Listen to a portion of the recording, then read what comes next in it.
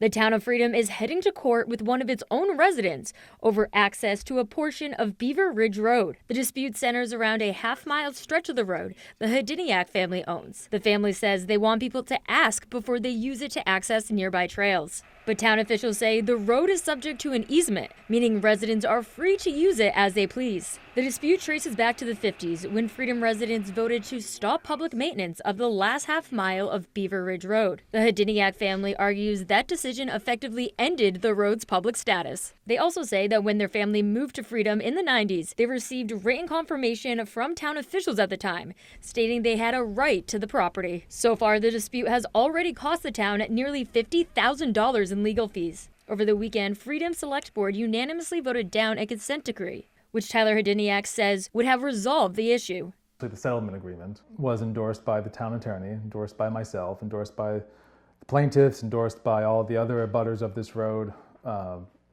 And if it had passed, I would have dropped it off at the courthouse on Monday for the judge's signature, and we would be done. Select Board Chair Laura Greeley, however, says the residents made it clear that is not what they want their elected officials to do. If the people in Freedom want to spend the money to see this go before a judge, then they get to decide to do that. And that is what they did. We had 70 people at the hearing last weekend. We had a petition with another 75 names on it, just wanting it to go before a judge. A court date has not yet been set. However, Freedom officials say in the coming weeks, the town's attorney is scheduled to hold depositions. In Freedom, Alex Schley for ABC 7 and Fox 22 News.